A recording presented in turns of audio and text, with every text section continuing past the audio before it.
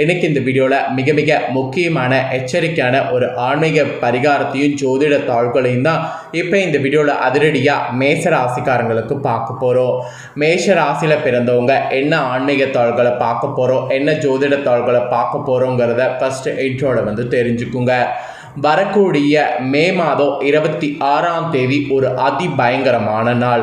அன்று தமிழ் மாதம் பார்த்தீங்கன்னு வச்சுக்கோங்களேன், 2வது மாதமான வைகாசியுடைய 12ஆம் தேதி. கிழமை அன்னைக்கு திங்கட்கிழமை.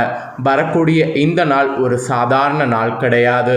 உங்கள் ராசிக்கு மிகுந்த ஒரு எச்சரிக்கையான நாள் என்று சொல்லலாம்.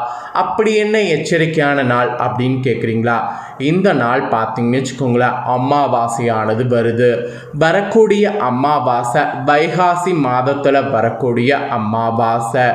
இந்த அமாவாசையில் கிரகங்களிடையே ஏற்படக்கூடிய மாற்றங்களால் ஒவ்வொரு ராசிக்காரங்களுக்கும் தலையெழுத்து மாறும். அதில் மேஷ ராசிக்காரங்களுக்கு என்ன தலையெழுத்து மாறும் அப்படிங்கிறத இந்த வீடியோவில் சொல்ல போகிறேன்.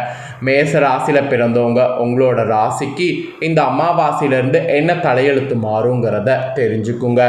வைகாசி மாதத்தில் சூரியன் பார்த்தீங்கன்னு வச்சுக்கோங்களேன், ரிஷப ராசியில் பயணிப்பார். அதனால் இந்த மாதம் ரிஷப மாதம் என்று அழைக்கப்படும். ரிஷப மாதத்தில் வரக்கூடிய அமாவாசை ரிஷப அமாவாசை என்று அழைக்கப்படும். வைகாசி அமாவாசை இந்த டைம் திங்கட்கிழமை அதுவுமா வருது. ஸோ சோமவாரம் என்று அழைக்கப்படக்கூடிய அமாவாசை வருவது சோமவதி அமாவாசை என்று சொல்லலாம். இந்த வைகாசியில் வரக்கூடிய ஒரு அமாவாசைக்கு ரிஷப அமாவாசை, சோம அமாவாசை, இந்த மாதிரி 2 பெயர்கள் இருக்குது. இப்பேற்பட்ட இந்த அமாவாசையில் உங்களோட ராசிக்கு என்ன தலையெழுத்து மாறும் அப்படிங்கிறத தெரிஞ்சு அதற்கேற்ப நடந்து பலன் பெறுங்க. அதுக்கு முன்னாடி இந்த வைகாசி அமாவாசையில் இவற்றை செய்திங்கன்னா மிகுதியான பலன்கள் பெற முடியும் என்பது உங்கள் ராசிக்கு ஒரு பரிகாரமானது சொல்லப்பட்டிருக்கு. அது என்னங்கிறத ஃபஸ்ட்டு உங்களுக்கு சொல்கிறேன், அதை ஃபஸ்ட்டு தெரிஞ்சுக்குங்க. அதுக்கப்புறம் இந்த அமாவாசையிலேருந்து உங்களோட ராசிக்கு என்ன தலையெழுத்து மாறுங்கிறத பார்க்கலாம். சந்திரன் விண்ணில் இருக்கக்கூடிய 27 நட்சத்திரங்களை கடந்து பௌர்ணமி அமாவாசை என்கின்ற 2 திதிகளை சேர்த்து ஒரு மாதம் என கணக்கிடப்படுகிறது. இதில் சந்திரன் முழுவதுமாக மறைந்துவிடக்கூடிய தினமானது அமாவாசை தினமாகவும் பல ஆன்மீக செயல்கள் செய்வதற்கு ஏற்ற தினமாகவும் இருக்குது. அப்படியான ஒரு மிக சிறந்த தினமாக வைகாசி அமாவாசை தினம் கரெக்டாக மே 26ஆம் தேதி வருது. இந்த வைகாசி அமாவாசை தினத்தில் உங்கள் ராசிக்காரங்க செய்ய வேண்டியது என்ன என்பதை இந்த வீடியோவில் சொல்ல போகிறேன். அதை மேஷ ராசிக்காரங்க தெளிவாக தெரிந்து செய்து பயன்பெறுங்க. வைகாசி மாத அமாவாசை தினத்தில் காலையில் எழுந்து குளித்து முடித்துருங்க. உங்கள் ஊரில் இருக்கக்கூடிய ஆத்தங்கரை அல்லது குளக்கரையில் மைத்திர முகூர்த்த நேரம் எனப்படக்கூடிய அதிகாலை நேரத்துக்கு போங்க. அங்கு வேதியர்கள் கொண்டு மறைந்த உங்கள் முன்னோர்கள் உறவினர்களுக்கு திதி தர்ப்பணம் தந்துருங்க. சந்தர்ப்ப சூழ்நிலை காரணமாக அமாவாசை திதி தர்ப்பணம் தர முடியாதவங்க அன்றைய தினம் உங்கள் வீட்டிலேயே முன்னோர்களை வழிபட்டு கருப்பு மற்றும் வெள்ளை எள் கலந்த சாதத்தை காகங்களுக்கு உணவாக வைங்க. இது நீங்கள் பண்ணிங்கன்னா முன்னோர்களுக்கு திதி அளித்த பலன் உண்டாகும். அப்புறம் தொழில் மற்றும் வியாபாரங்களில் ஈடுபடக்கூடிய மேச ராசிக்காரங்க, நோய்களால் பாதிக்கப்பட்டு உடல்நலம் தேரக்கூடிய மேச ராசிக்காரங்க இந்த வைகாசி அமாவாசை தினத்தில் திருஷ்டி பூசணிக்காயை வாங்கி உங்கள் தொழில் வியாபார இடங்களில் திருஷ்டி கழித்து அதற்குரிய நேரத்தில் உடைக்க வேண்டும். அப்புறம் இந்த வைகாசி மாதத்தில் இறை வழிபாடு விரதங்கள் மேற்கொள்ளக்கூடிய ஒரு சிறப்பான மாதமாக கருதப்படுது. அதனால தான் இந்த வைகாசி மாதத்தில் வரக்கூடிய அமாவாசை தினத்தில் இப்போ நான் சொன்ன இந்த மேற்கொண்ட முறையில் தர்ப்பணம் மற்றும் சீர்திருத்தம் தந்து முன்னோர்களை வழிபாடு செய்யுங்க என்பதை உங்களுக்கு சொல்கிறேன். இதை நீங்கள் செய்தீங்கன்னா குடும்பத்தில் ஏற்பட்டிருக்கக்கூடிய நிம்மதியற்ற நிலையெல்லாம் உங்களுக்கு நீங்கும். சுபிட்சங்கள்லாம் உங்களுக்கு பெருகும். திருமண தடை, புத்திர பாக்கின்மை போன்ற குறைபாடுகள் இருக்கிறதெல்லாம் உங்களுக்கு நீங்கும். தொழில் வியாபாரங்களில் நஷ்ட நிலையெல்லாம் நீங்கி நல்ல லாபங்கள் உங்களுக்கு ஏற்படும். குழந்தைகள் கூட கல்வியில் சிறந்து விளங்கக்கூடிய நிலை உண்டாகும். மொத்தத்தில் கடன் வறுமை நிலை போன்றவை ஏற்படாமல் உங்களுக்கு கடன் வறுமை நிலை எல்லாமே நீங்கும். அதனால் இந்த ஆன்மீக பரிகாரத்தை கண்டிப்பாக பார்த்தீங்கன்னு வச்சுக்கோங்களேன், நீங்கள் இந்த டைம் செய்யுங்க. நிறைய டைம் நான் பரிகாரம் சொல்கிறேன், நீங்கள் செய்யாமல் எனக்கு எதுவுமே நீ சொன்னது நடக்கலைங்கிறீங்க. எது செய்கிறதா இருந்தாலும் நம்பிக்கையோடு செய்யணும், அப்போ தான் பரிகாரமானது பலிக்கும். சரி வாங்க, இப்போ அமாவாசை பரிகாரத்தை பார்த்துட்டோம். இப்போ உங்களோட ராசிக்கு என்ன பலன் கிடைக்குங்கிறத பார்க்கலாம். மேஷ ராசிக்காரங்க அஸ்வினி பரணி கார்த்திகை 1ஆம் பாதத்தில் பிறந்தவங்களுக்கு நான் சொல்லக்கூடிய கணிப்பு கரெக்டாக இருக்கும். ஸோ அதனால் இந்த நட்சத்திரத்தில் பிறந்தவங்க வீடியோ ஃபுல்லாக பாருங்கள்.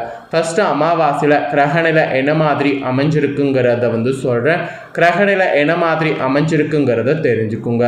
உங்கள் ராசியில் சூரியன் புதன், தனவாக்கு குடும்பஸ்தானத்தில் குரு சந்திரன், சுகஸ்தானத்தில் செவ்வாய், பஞ்சமஸ்தானத்தில் கேது, லாபஸ்தானத்தில் சனி ராகு, அயனசைன போகஸ்தானத்தில் சுக்கிரன், இந்த மாதிரி கிரகங்கள் உங்களுக்கு பல வரப்போகுது.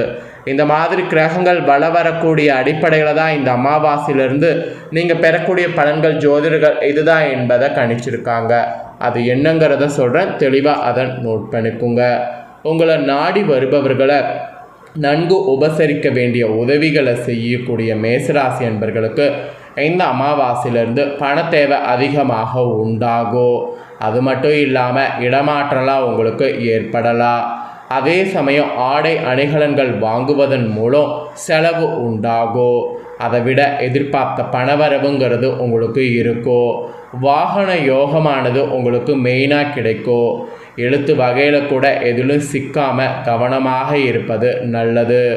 கூட்டு தொழில் நீங்கள் செய்து வியாபாரத்தில் இருக்கிறவங்க பார்ட்னர்களோடு சுமூகமான முறையில் அனுசரித்து இந்த அமாவாசையிலிருந்து செல்வது நல்லது. மெயினாக வீண் அலைச்சல்கள் உண்டாகலாம். வீண் அலைச்சல்கள் உண்டாகாமல் இருக்க நிறைய விட்டு கொடுத்து போகணும். இது உங்களுக்கு ஒரு எச்சரிக்கையாகவே சொல்லப்பட்டிருக்கு. அப்புறம் உத்தியோகத்தில் இருப்பவர்களுக்கு திடீர் நெருக்கடிகள் இந்த அமாவாசையிலிருந்து ஏற்படலாம். அதனால் எச்சரிக்கையாக இருப்பது உங்களுக்கு நல்லது. பயனற்ற பயணங்கள் உண்டாகலாம். அந்த பயனற்ற பயணங்களை தவிர்த்துக்கிறது நல்லது. குடும்பத்தில் இருப்பவர்களோடு கவனமாக பேசணும். அப்போ தான் உங்களுக்கு நல்லது நடக்கும். இல்லைனா கண்டிப்பாக நல்லது நடக்காது. கணவன் மனைவியாக இருக்கிறவங்க கூட திடீர் கருத்து வேற்றுமை ஏற்பட்டு நீங்கும்.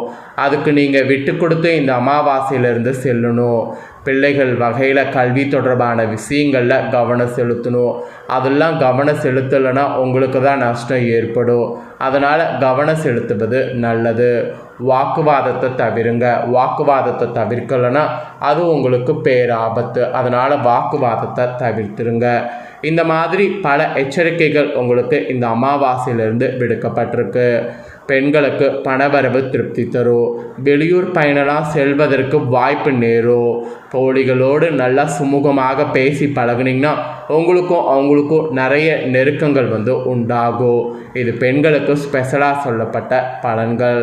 அப்புறம் கலைத்துறையை சேர்ந்த மேச ராசிக்காரங்களுக்கு நீண்ட நாட்களாக இருந்த மன அழுத்தம் நீங்கும்படியான சூழல் உருவாகும். அதே சமயம் உடன் இருப்பவர்களுடைய ஒத்துழைப்பு இருக்குது. எனினும் கவனத்தோடு செயல்படுவது உங்களோட ராசிக்கு இந்த அமாவாசைக்கு பிறகு நன்மை தரும். அப்புறம் ஃபைனலாக அரசியல்வாதிகளுக்கு சொல்லப்பட்டிருக்கு. அரசியல்வாதிகள் மேஷ ராசிக்காரங்க மனமகிழும்படியான சூழ்நிலை இந்த அமாவாசையில் உருவாகும். வெளியூர் செல்வதற்கு வாய்ப்பு நேரிடும். கட்சி பணிகள் கூட மிக துரிதமாக நடப்பதற்கு சூழல் உருவாகும். அதனால் அரசியலில் இருக்கிறவங்க நல்லா என்ஜாய் பண்ணுங்கள். அப்புறம் ஃபைனலாக மாணவர்களுக்கு சொல்லப்பட்டிருக்கு. மாணவர்களுக்கு கல்வியில் வேகமானது காணப்படும். சக மாணவர்களுடன் சுமூகமாக அனுசரித்து போவது நல்லது. இல்லைனா அதில் உங்களுக்கு தான் நஷ்டம் ஏற்படும்.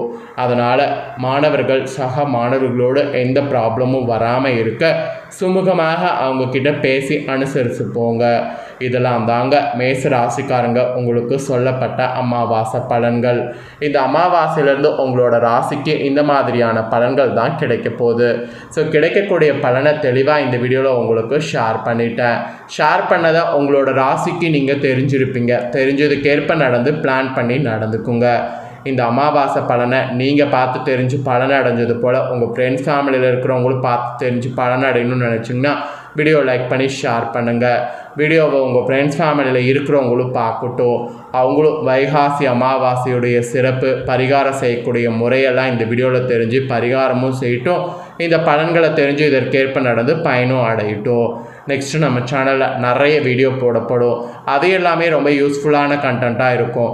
அதை எல்லாமே தெரிந்து கொள்ள மறக்காமல் நம்ம சேனலை சப்ஸ்கிரைப் பண்ணுங்கள். கூட பெல் பண்ண ப்ரெஸ் பண்ணுங்கள். அதை நீங்கள் பண்ணிட்டீங்கன்னா இனி நான் போகிற மற்ற அப்டேட்டான எல்லா வீடியோஸும் உடனுக்குடனே தெரிந்து கொண்டு பயனடையலாம். செய்யலாம்.